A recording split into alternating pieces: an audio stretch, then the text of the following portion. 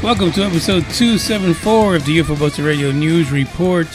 That is intro number 2 for you guys who were listening yesterday and heard that I had different, shorter, angrier intros. That by far, that's going to be the angriest one right there. I might be able to put up another one for you, a little angrier than that, but you never know. Just give me a little time. I'm working on it. This is the short form podcast known as UFO Buster Radio, part of the UFO Buster Radio Network. My name is Manny Moonraker. Thank you for joining me this evening. For those of you who already know, just put your fingers in your ears. For the new folks, hey, I basically go over UFO, alien, and space news. That's what I do. Talk about it, give my opinion because it's worth less than 2 cents, but you do with it what you will. And some of you will become haters and hit me up with a whole bunch of hateration. And then some of you might enjoy the fact that I'm, explicit in my opinion. I let you know what it is, whether you like it or not. And you can do that in return. I don't have a problem with that. Sure. Just don't be ugly about it. Nobody likes folks that are just terrible about the way they express themselves and want to, for lack of a better term, shit on everything just because it's not in line with their own opinion. Just keep that in mind. So yeah, I might talk bad about people, but fuck, it's their opinion, right? It is what it is. I'm just here to share mine. And no, I'm not a ufologist. So, for those of you who want to categorize me as a horrible, worthless, story-toting ufologist like Nick Pope, no, that's not what I do. I'm not Nick Pope. Yeah, I said that. He's not really a ufologist. He just regurgitates things. It actually, in his own experience, 95% of it is bullshit anyway, right? So, I know, the Popettes are going to be out again, trying to crucify the Moonraker. That's what they do. They get mad, they get angry. But that's what ufology is about, right? We're talking about decades upon decades of frustration, anger, probing, cow mutilations, abductions. And then people who make money and tour the world on everybody else's stories. Pretty sad. Pretty sad indeed. And they become authors. They write books upon books, get interviews about somebody else getting probed. Ufology is a strange thing. It really does make for some strange bedfellows, doesn't it? But today's story is a little weirder. There's been this crazy, and I've said this before, this crazy uptick when it comes to science types. With the pocket protectors and thick glasses with tape. They wear the same suit every day because it takes away from their brain power to actually think about having to wear different colors. Those guys. The ones that sat in the lunchroom by themselves. Yeah. Those guys right there. The guys that wore the high waters. Or the White Sox. No, not Michael Jackson. I don't think he was one of them. Because he was cool. For a perv. I just had to add that part in there, sorry. Anyway, so it turns out the science types in the last few years have been crazily and almost obsessed with the term alien. They really have.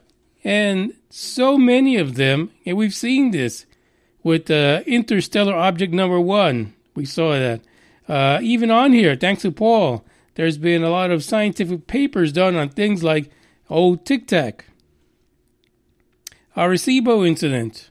And I'm sure that if we dug, well, actually, we don't even have to dig. I'm sure Paul can give us an entire library of some kind of scientific review, study of some UFO incident somewhere.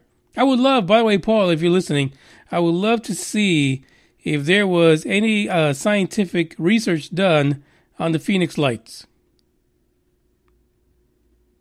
That would be a fascinating one, especially if they compare it in some way to the Lubbock Lights incident. Because they were pretty similar in what they looked like and pretty far apart from each other time-wise. But that's what's been happening. So all these science types, government types, are all coming out all of a sudden. And again, I've said this before in a couple of episodes. It might be just because To the Star Academy exists, because Elizondo did what he did, because Fravor came forward, because Tom DeLonge decided to quit music. I hate to say it, but that really probably was the catalyst to bring this forward. Now, did all these papers exist back in the day? They probably did. But then you add the Navy pretty much admitting that UFOs are a thing. Before that, you add the fact that they decided that they're going to tell their military personnel it's okay to report UFOs, or UAPs as they like to say, trying to get away from that negative stigma that it might, impact their careers in some way. They're saying, no, we welcome that. Maybe. And all that work behind the scenes to get rid of the stigma of the term UFO, aliens, UAP now, because I'm sure that'll have a stigma anytime now. But that's allowing folks who write papers based on theories, observations, trying to prove or disprove a hypothesis. It's allowing them to freely publish documents that before they probably would have shied away from. But that's what the story today is about. And this was kind of like a shocker to me, so let's get to it.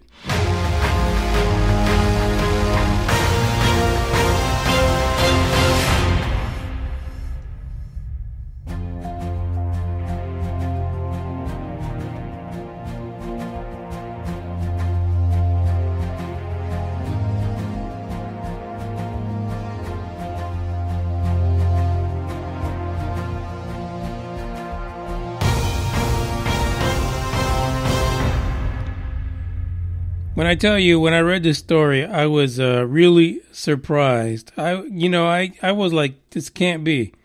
Part of the reason for me not knowing is when this particular object was actually first discovered. The story has to do with near-Earth objects. Now, the other day, or actually yesterday, we talked about trans-Neptunian objects. That's right. Those guys in the farther reaches of our solar system. And I said reachers just because of the title of this article. Let me just read that. Alien lurkers could be covertly watching us from space. Physicist says. Not ufologist, not crazed man that has a website, Scott C. Waring. No. None of those usual no-goodniks. None of the usual evil UFO people who try to put together fake stories. No, this is a paper.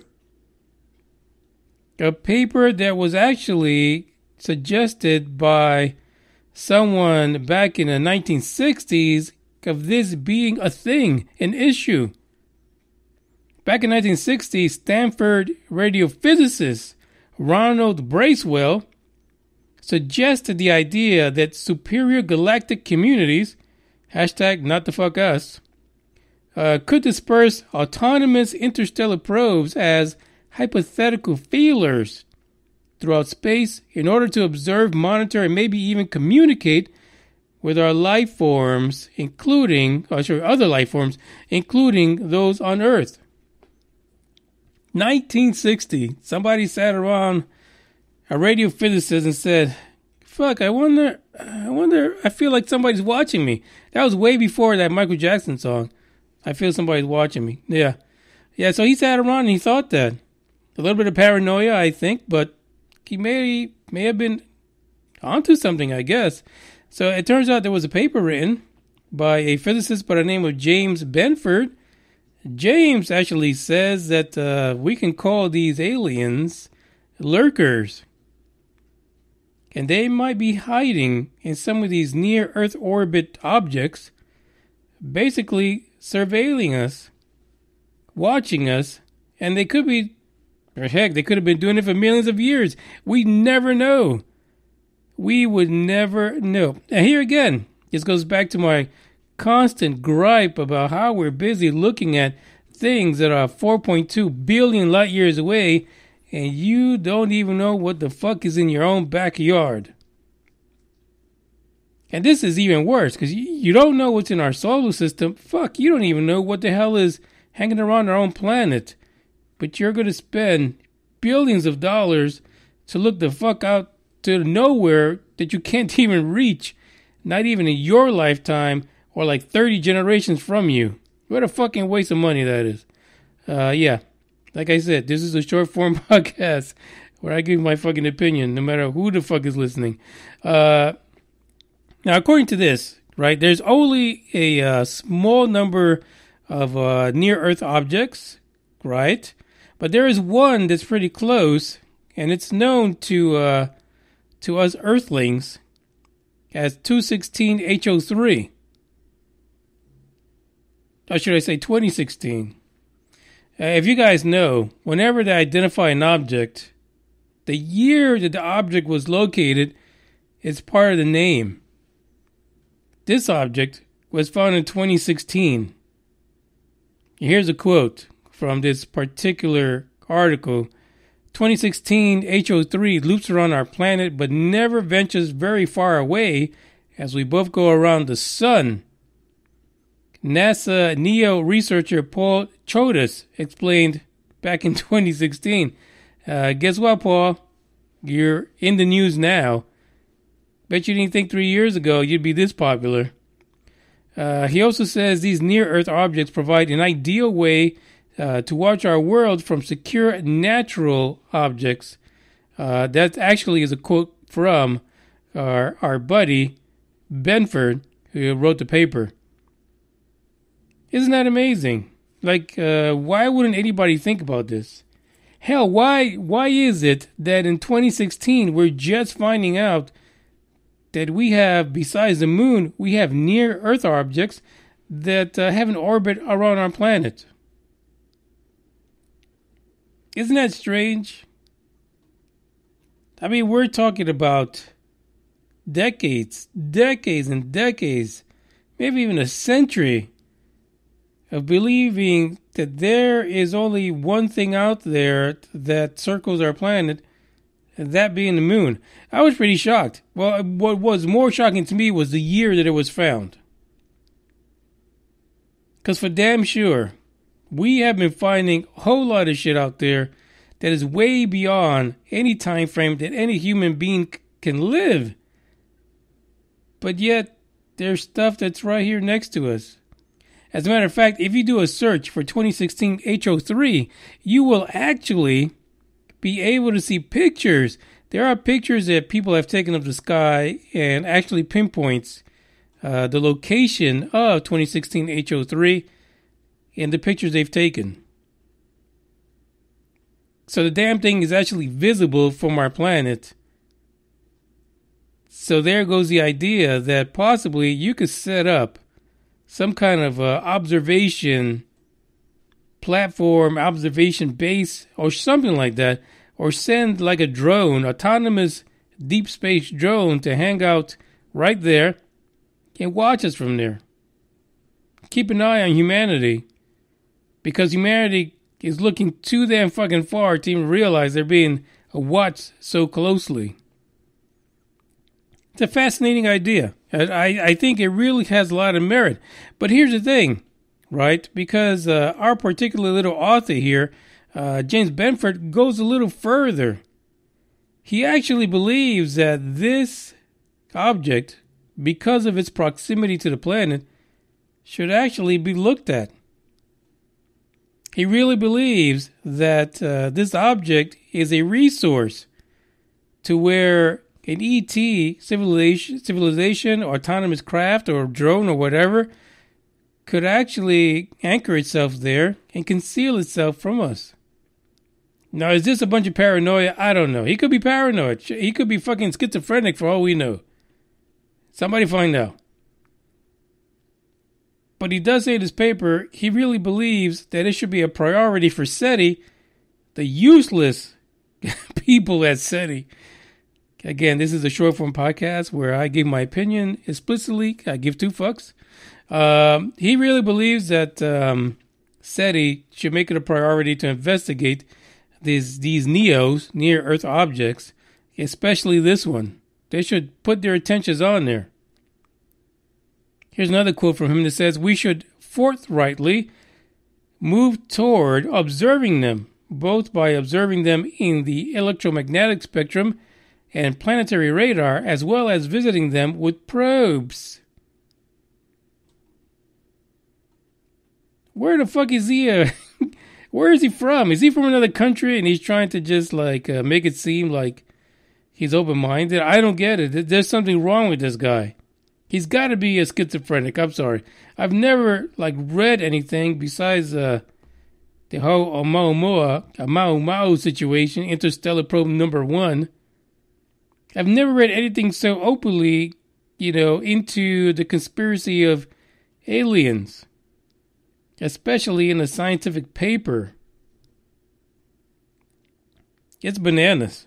It is bananas. So he's actually challenging SETI to make this something that they do as part of their search for extraterrestrial life. This is crazy. There is another fact in here for those of you who are from China. According to this, China recently announced plans to launch an ambitious 10-year mission that would include visiting and collecting samples from 2016 HO3. And he says it's a perfect opportunity to get a close-up look at this NEO and to really figure out where it came from, how did it end up in Earth's orbit, and what its composition is. And hashtag find out if ET's sitting there camping out in their campers, just watching us with their little popcorn bowls, seeing how we come close to self-destruction, I guess, because that's another theory, right? We're about to blow ourselves up. That's why ET is always around. But if you think about it, is it really possible that they could use a natural object, which we really don't give two fucks about because we have no idea what's in our solar system? We're too busy looking somewhere else. I mean, isn't it the thing where the easiest place to hide something is in plain sight? This is what he's talking about. That's what his theory is. I don't know. I think I kind of tend to think that he's right, but I think China's going to leg up on everyone, and they're going to figure that out first.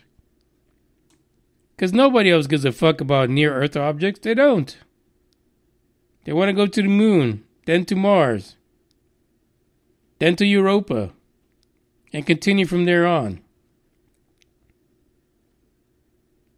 Food for thought. The link is in the description. There's a little more to the article in case you want to dive a little deeper and get a little bit more info. I welcome you to click on it because whoever wrote this article deserves it.